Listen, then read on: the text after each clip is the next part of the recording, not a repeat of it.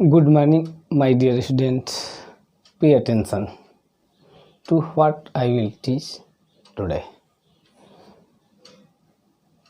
मेरे प्यारे बच्चों, ध्यान दीजिए कि आज हम आप लोग को क्या जो है कि पढ़ाने जा रहे हैं। तो आज हम आप लोगों को पढ़ाएंगे development of leading to the Bohr's model of atom. आज हम लोग स्टडी करेंगे बोर्स के जो एटॉमिक मॉडल है उसका डेवलपमेंट कैसे हुआ, कैसे बोर्स के एटॉमिक मॉडल को डेवलप हुआ। तो हम लोग ऑलरेडी पढ़ चुके हैं क्या पढ़ चुके हैं कि जो रदरफोर्ड का मॉडल था उसमें कुछ शॉर्ट कमेंट थी। क्या था भाई शॉर्ट कमिंग? उसमें शॉर्ट कमियाँ ये थी कि रदरफोर्ड का मॉडल फर्स्ट हमको एटॉमिक कैसे स्टेबल सिस्टम है इसके बारे में बताने में फेल्यूर हो गया, और ये जो स्पेक्ट्रमी लाइनिंग थी उसको जो है कि एक्सप्लेन करने में फेल हो गया कि स्पेक्ट्रमी लाइनिंग की जो फ्रीक्वेंसी है वो डिफ़र क्यों होती है, क्यों नहीं कंटिन्यूअस स्पेक्ट्रमी लाइनिंग ऑब्टेन होती है। इन दो चीज़ों, दो पॉइंट्स पर रदरफोर्ड का मॉडल आपका फेल्योर हो गया। तो इस फेल्योर को रिमूव करके नील्स बोर ने न्यू मॉडल प्रपोज किया। इस रदरफोर्ड के मॉडल को डेवलप किया गया, वो भी किस फॉर्म में? तो प्लांक के क्वांटम थियरी के बेस पर बोर्स ने न्यू मॉडल प्रपोज किया। किसके बेस पर? प्लांक के क्वांटम थियरी के बेस पर। तो बोर्स के मॉडल को जानने से पहले अब ये देखते हैं कि रदरफोर्ड का जो मॉडल डेवलप हुआ उस समय दो नए कंसेप्ट क्या जो है कि आ रहे थे। मेन रोल उन दो नए कंसेप्ट का क्या था? तो उन दो मेन कंसेप्ट पहला था कि डुअल नेचर ऑफ लाइट की जो बिहेवियर होती है वो डुअल होती है। डुअल मीन्स लाइट पार्टिकल की तरह भी बिहेव करता है और लाइट वेव की तरह भी बिहेव करता है, एक ये था। और जो एटॉमिक स्पेक्ट्रम था, जो स्पेक्ट्रम ही डिफरेंट थी, वो इस बात को प्रूफ कर रही थी कि जो इलेक्ट्रॉन की एनर्जी होती है वो क्वांटाइज होती है, फिक्स्ड होती है। इलेक्ट्रॉन न्यूक्लियस के अराउंड एटम में जब रिवॉल्व करता है तो फिक्स एनर्जी लेवल के सेल में ये करता है, तो क्वांटाइज फॉर्म।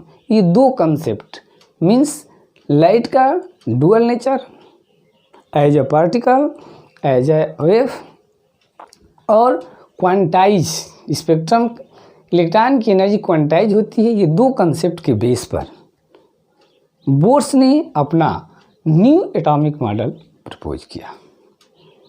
ठीक है, तो उससे पहले जानने से पहले हम लोग ये जानेंगे कि nature of light and electromagnetic radiation क्या है। लाइट का जो नेचर पार्टिकल है या वेव है, तो अर्लियर कंसेप्ट था, व्यू था ये, जिसको न्यूटन ने बताया था कि जो लाइट है कार्सेल से फॉर्म होती है। Beam of light form by corpuscles means light छोटे छोटे पार्टिकल से बनी होती है। तो इनका कंसेप्ट केवल एक्सपेरिमेंटली दो ही फिनोमेना को एक्सप्लेन कर रहा था, रिफ्लेक्शन एंड रिफ्रैक्शन।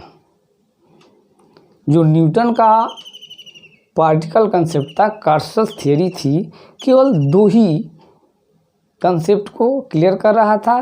कौन कौन सा कंसेप्ट था? तो फर्स्ट कंसेप्ट था आपका ये कि रिफ्रैक्शन, एक्सपेरिमेंटली रिफ्रैक्शन और रिफ्लेक्शन को ही एक्सप्लेन कर रहा था। बट डिफ्रैक्शन और इंटरफेरेंस, इन दो फिनोमेना को न्यूटन की कार्सल थियरी एक्सप्लेन करने में फेल्योर हो गई, तो इनके थियरी को कैंसिल कर दिया गया और उसके प्लेस पर हाइजेनबर्ग ने लाइट का वेव थियरी प्रपोज किया और उसके बेस पर इन्होंने इंटरफेरेंस और रिफ्रैक्शन दोनों फिनोमेना को एक्सप्लेन किया। ठीक है ना। तो लाइट की जो वेव थियरी है वो क्या है भाई, तो इसको 1870 मैक्स क्लार्क ने एक थियरी प्रपोज किया और बताया। मैक्स क्लार्क ने एक थियरी दिया, क्या दिया, ये बताया कि लाइट और other form of radiant energy, ये जो लाइट है या अदर इसके फॉर्म है रेडिएंट एनर्जी की, travel in space one place to other place in the form of wave. क्या बताया भाई, तो क्लार्क मैक्सवेल ने बताया कि लाइट और अदर फॉर्म ऑफ एनर्जी जब स्पेस में one place to other place propagate करती है, बढ़ती है, तो वो किस फॉर्म में बढ़ती है, वेव के फॉर्म में प्रोपगेट करती है। और ये जो वेव है वो फॉर्म होती है, एसोसिएटेड होती है इलेक्ट्रिक फील्ड और मैग्नेटिक फील्ड से। किससे एसोसिएटेड होती है, इलेक्ट्रिक फील्ड और मैग्नेटिक फील्ड से। ऐसे लाइट क्लार्क मैक्सवेल ने 1873 में ये आपके इलेक्ट्रोमैग्नेटिक वेव थ्योरी प्रपोज किए। तो उन्होंने अपनी थ्योरी में बताया, क्या बताया थ्योरी में, उन्होंने थ्योरी में ये बताया कि जब लाइट और अदर जो फॉर्म ऑफ रेडिएंट एनर्जी है one place to other place जब प्रोपगेट करती है तो किस फॉर्म में करती है, वेव के फॉर्म में करती है। और वो वेव दो फील्ड एसोसिएट करती है, इलेक्ट्रिक फील्ड, ये ग्रीन वाला जो दिखा रहा है, और मैग्नेटिक फील्ड, ये रेड वाला, दो फील्ड क्रिएट करती है। So this wave is called electromagnetic wave. इसलिए इस वेव को हम बोलते हैं इलेक्ट्रोमैग्नेटिक वेव बोलते हैं। वेव क्या है भाई, तो वेव क्या, what is wave. Wave theory जानने से पहले आपको वेव जानने पड़ेंगे कि वेव है क्या। तो वेव है propagation of energy one form to another form. जब किसी भी मीडियम में हम स्टे वाटर है या कोई मीडियम हो, जब हम उसमें किसी भी एक्सटर्नल सोर्स से उसके पार्टिकल को एनर्जी प्रोवाइड करते हैं, काइनेटिक एनर्जी, तो वह एनर्जी जिस पार्टिकल को देंगे वो पार्टिकल उस एनर्जी को वाइब्रेट करने लगता है, उस एनर्जी को पास वाले जो पार्टिकल को देता है वो वाइब्रेट करने लगता है। और तो इस प्रकार से यह एक तरह का मीडियम में डिस्टर्बेंस होता है। वेव क्या है, wave is the disturbance in medium by which kinetic energy propagate one place to other place, particle to particle। ठीक है ना। तो this disturbance is known as wave. तो वेव के through energy one place to other place जो क्या करती है, प्रोपगेट करती है। तो वेव के कुछ करेक्टर्स होते हैं। तो फर्स्ट ऑफ ऑल हम इलेक्ट्रोमैग्नेटिक वेव के कुछ करेक्टर जानेंगे। तो वेव का करेक्टर वाला होता है आपका वेव लेंथ, जिसको हम लेमडा से इंडिकेट करते हैं। क्या होता है करेक्टर, वेव लेंथ होता है जिसको हम लेमडा से इंडिकेट करते हैं। लेमडा क्या है, ध्यान से समझ लीजिए।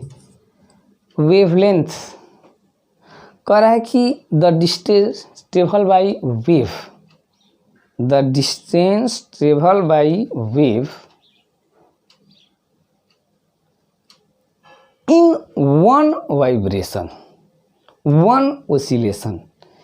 एक वाइब्रेशन या एक ओसिलेशन में वेव द्वारा जो डिस्टेंस ट्रेवल किया जाता है, the distance travel by wave in one vibration or one oscillation is known as wave length.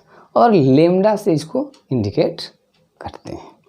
तो वेवलेंथ क्या है भाई, the distance travel by wave in one vibration. जैसे ये वेव ट्रेवल कर रही है, यहाँ से शुरू करते हैं वन साइड मैक्सिमम डिस्प्लेसमेंट, फिर मीन पोजीशन, और फिर वन साइड मैक्सिमम डिस्प्लेसमेंट, फिर मीन पोजीशन। तो इसको बोलते हैं वन वाइब्रेशन, ठीक है ना। तो वेवलेंथ क्या है? The distance travel by wave in one vibration, यहाँ तक, और the distance between two crest, इसको क्रेस्ट बोलते हैं, और टू थ्रॉट, इसको थ्रॉट बोलते हैं, is known as wavelength. Clear है? The distance travel by wave in one vibration is known as wavelength, और the distance between two crest और two throat is known as wave length, lambda से indicate करते हैं। इसके बाद हमारा आता है फ्रीक्वेंसी, ये वेव करेक्टर है। तो क्या इसके बाद पहला वेवलेंथ हो गया। अब आइए फ्रीक्वेंसी। फ्रीक्वेंसी क्या है? The number of wave passing through a fix point in 1 second. The number of wave passing through a fixed point in 1 second is known as frequency. Means किसी भी फिक्स पॉइंट से 1 second में जितनी wave पास होती है, the number of wave passing through a fix point in 1 second is known as wave frequency, और इसको न्यू से इंडिकेट करते हैं। किसे इंडिकेट करते हैं? न्यू से। वेवलेंथ हो गया, फ्रीक्वेंसी हो गई। अब आते हैं वेव वेलोसिटी, इसको हम न्यू हो गया, वेव वेलोसिटी को सी से इंडिकेट करते हैं। क्या है ये वेव वेलोसिटी? तो the distance travel by wave, देखिए, the distance travel by wave in 1 second is known as wave velocity. The distance travel by wave in 1 oscillation, 1 vibration is known as wavelength, और the distance travel by wave in 1 second, 1 second में wave के द्वारा जो distance travel किया जाएगा उसको बोलते हैं वेव वेलोसिटी, और सी से इंडिकेट करते हैं। तो वेवलेंथ को लेमडा से, वेव फ्रीक्वेंसी को आपका न्यू से, और वेव वेलोसिटी को लेमडा से। अब आते हैं हम लोग एम्पलीट्यूड क्या होता है। The maximum distance travel by wave in one side with mean position, mean position से वन साइड मैक्सिमम डिस्प्लेसमेंट दो वेव ट्रेवल करती है। The maximum displacement travel by wave one side with mean position is known as amplitude. Mean position से one side जो maximum displacement होता है wave के द्वारा, ये मीन पोजीशन है, तो मैक्सिमम इस साइड में या मैक्सिमम डिस्प्लेसमेंट इस साइड में। तो the maximum displacement travel by wave in one side with mean position is known as amplitude, और इसको स्मॉल ए से इंडिकेट करते हैं। क्लियर? अब आते हैं वेव नंबर। वेव नंबर क्या है भाई? तो वेव नंबर क्या है? तो वेव नंबर है कि the number of wave in 1 centimetre length, 1 centimetre length में जो वेव प्रेजेंट होता है उसको बोलते हैं वेव नंबर। वेव नंबर क्या है? तो the number of wave present in 1 centimetre length, 1 centimetre length में जो नंबर ऑफ वेव प्रेजेंट रहता है उसको बोलते हैं वेव नंबर, और इसको रिप्रेजेंट करते हैं न्यू बार से। कैसे रिप्रेजेंट करते हैं? Nu bar, nu bar. और वेव नंबर इक्वल होता है inversely proportional to wave length. Wave number wavelength के इन्वर्सली प्रोपोर्शनल होता है, जैसे वेव नंबर इक्वल 1/λ। ठीक है ना, क्लियर? तो हो गया हमारा wavelength, wave velocity, frequency, amplitude, wave number.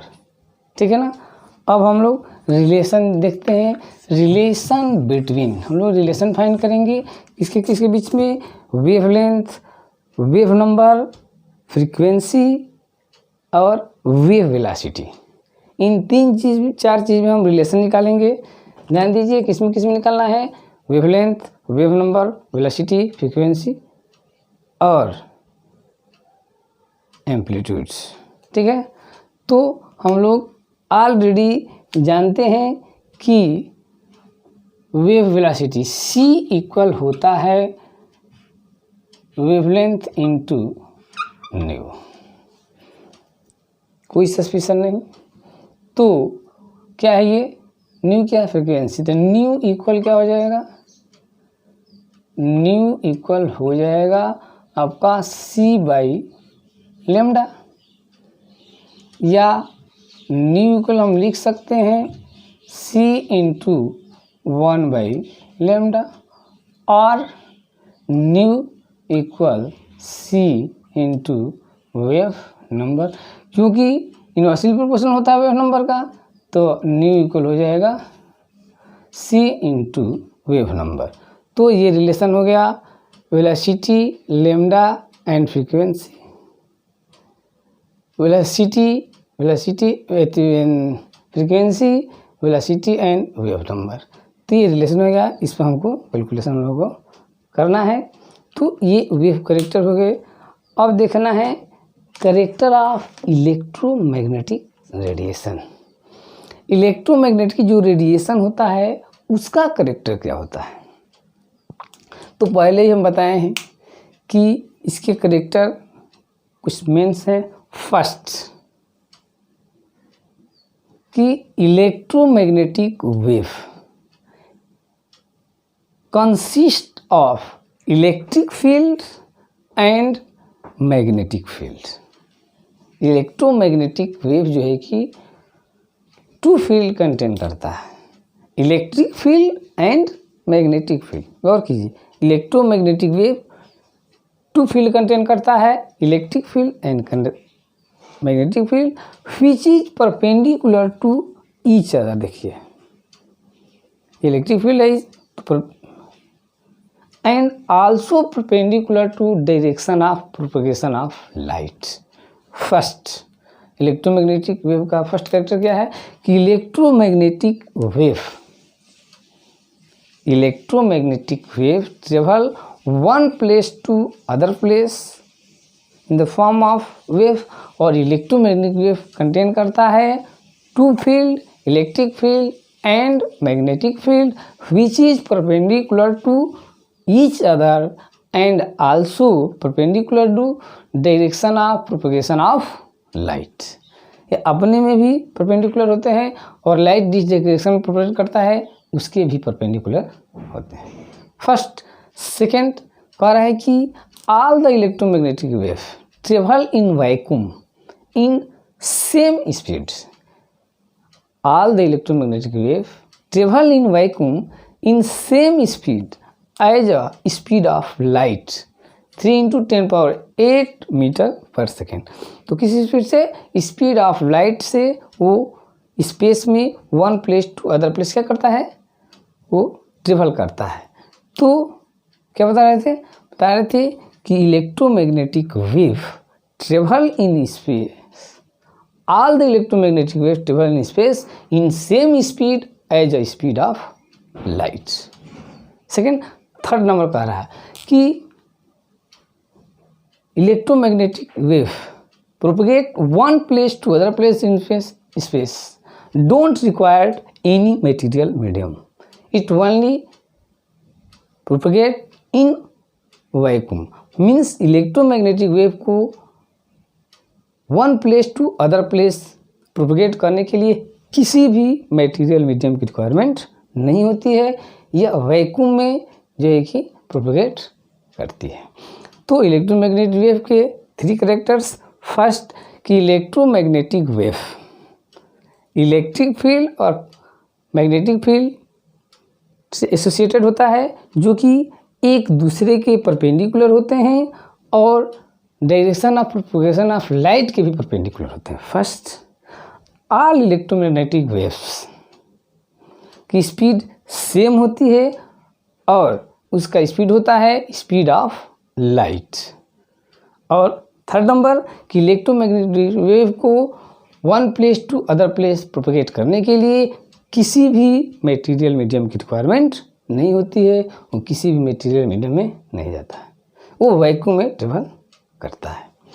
ये कैरेक्टर्स हो गए। अब इन सब से एक टॉपिक आता है इलेक्ट्रोमैग्नेटिक स्पेक्ट्रम, हमारे पास मिलता है। क्या है ये इलेक्ट्रोमैग्नेटिक स्पेक्ट्रम? क्या है? तो arrangement of electromagnetic wave in order of increasing order of wavelength and decreasing order of frequency. Increasing order of wavelength and decreasing order of frequency is known as electromagnetic spectrum. क्या है? Electromagnetic spectrum is arrangement of electromagnetic wave, order of increasing order of wavelength and decreasing order of frequency. This arrangement is known as electromagnetic spectrum. कह रहा है कि electromagnetic क्या है?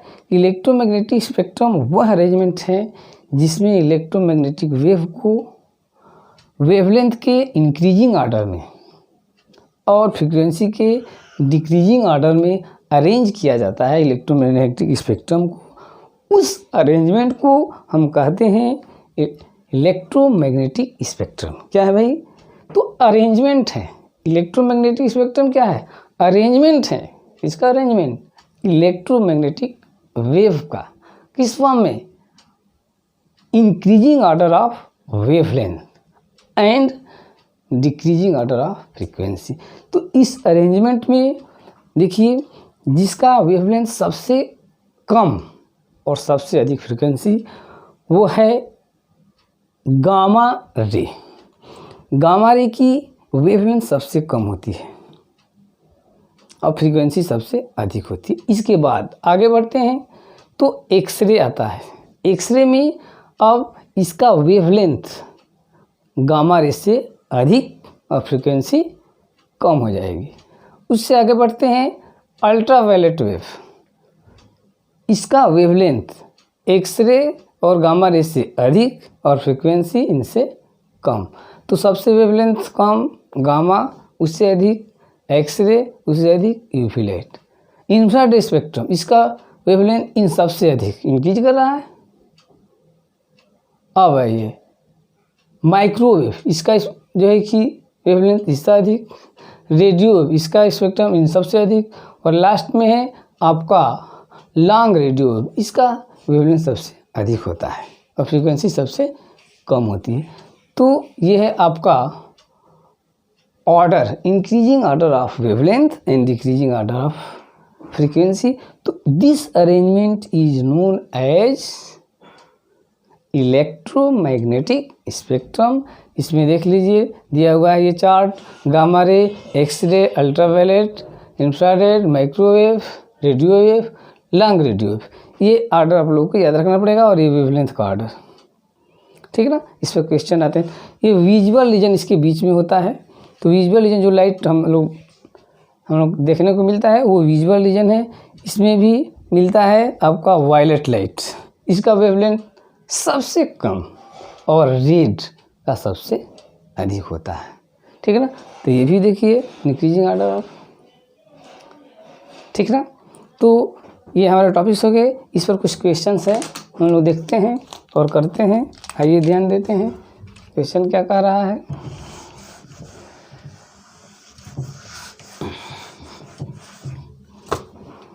Question कह रहा है कि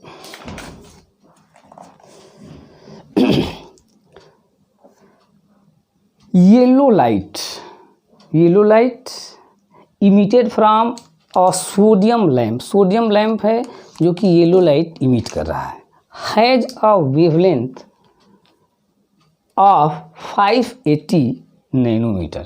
580 नैनोमीटर दिया हुआ है, 580 नैनोमीटर दे दिया हुआ है।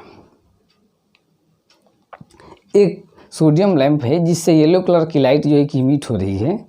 तो जो लाइट इमिट हो रही है तो उस इमिट लाइट का जो वेवलेंथ है कितना है, 580 नैनोमीटर है। ठीक है ना। तो कह रहा है कि calculate the frequency and wave number of this light. Frequency find करने के लिए कह रहा है, mu frequency and wave number, दो चीज़ फाइंड करने के लिए कह रहा है। फ्रीक्वेंसी कह रहा है और वेव नंबर फाइंड करने के लिए कह रहा है, और वेवलेंथ दिया हुआ है। तो हम लोग ऑलरेडी जानते हैं कि फ्रीक्वेंसी इक्वल क्या होता है, c इंटू लेमडा, अभी हम लोग पढ़े हैं। और वेव नंबर इक्वल क्या होता है, तो अब ये फ्रीक्वेंसी इक्वल होता है c into lambda, c into lambda. Frequency equal होता है c बाई लेमडा, अभी हम लोग स्टडी किए हैं, c बाई लेमडा। और न्यू बार वेव नंबर इक्वल होता है c इंटू आपका तो frequency equal c by lambda. आइए c कितना होता है, 3 इंटू 10⁸। ये बाई लेमडा कितना होता है, इसको नैनोमीटर में बदल देंगे मीटर में, तो 80 इंटू 10⁻⁹। इसको सॉल्व कर देंगे, तो आपका आ जाएगा 5.17 इंटू 10⁻14। और न्यू बार तो ये हो गया फ्रीक्वेंसी, अब इससे पहले हम लोग जाई किए थे। और new bar equal 1 by lambda, क्योंकि ये वेव नंबर लेमडा के इनवर्सली प्रोपोर्शनल होता है, जिससे अभी से पहले हम बताए हैं। तो new bar wave number equal 1 by lambda, तो 1 बाई लेमडा कितना है, 580 इंटू 10⁻⁹। इसको कैलकुलेट कर देंगे तो आपका आ जाएगा 1.72 इंटू 10⁻6।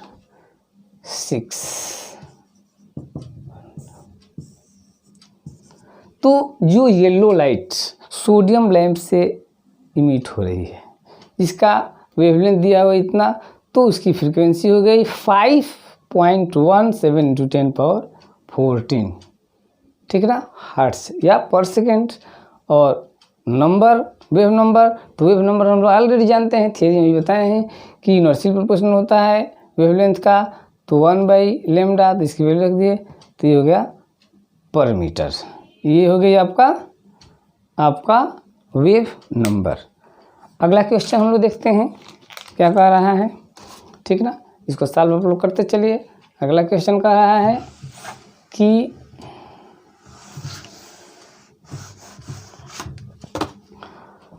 कह रहा है कि the Vividh Bharati station of All India Radio का विविध भारती स्टेशन है दिल्ली। ब्रॉडकास्ट, जो रेडियो का ब्रॉडकास्टिंग होती है, जो न्यूज़ हो जाता है, तो वहाँ से जो भेजी जाती है वो फ्रीक्वेंसी भेजी जाती है, वो फ्रीक्वेंसी ब्रॉडकास्ट किया जाता है और डोर टू डोर जाता है, तो रेडियो इसको कैच करता है। तो वही कह रहा है कि the Vividh Bharati station of All India Radio Delhi broadcast on a frequency of, कितने फ्रीक्वेंसी की वेव वो कर रहा है, ब्रॉडकास्ट कर रहा है, 1368 किलो हर्ट्ज की फ्रीक्वेंसी जो है कि ये वहाँ से ब्रॉडकास्ट कर रहा है। इतनी फ्रिक्वेंसी के।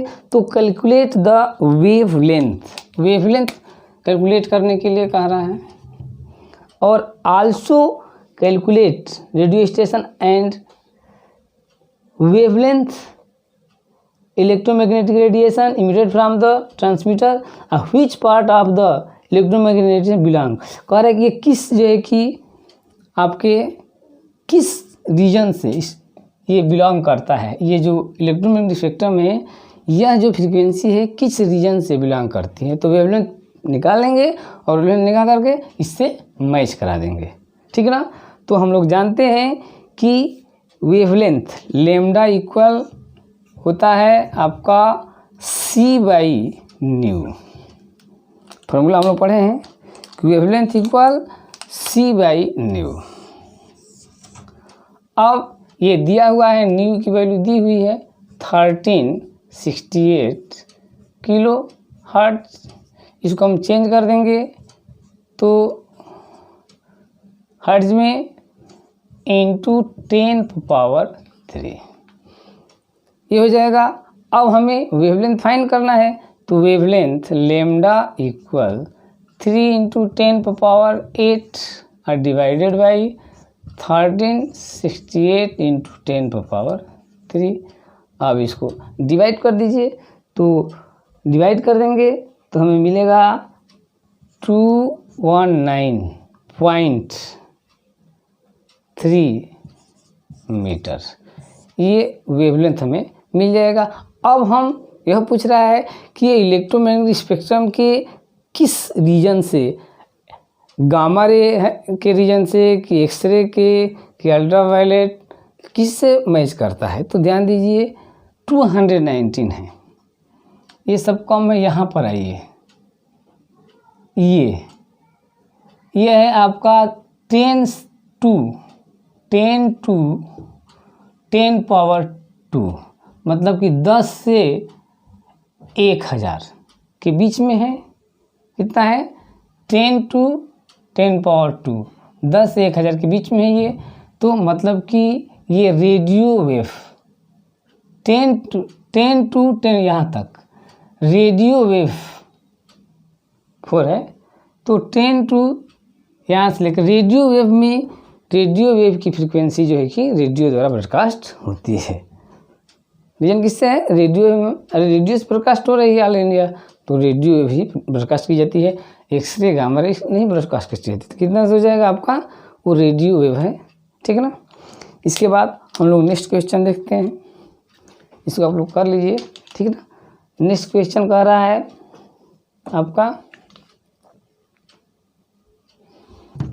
कि नेक्स्ट क्वेश्चन क्या कह रहा है,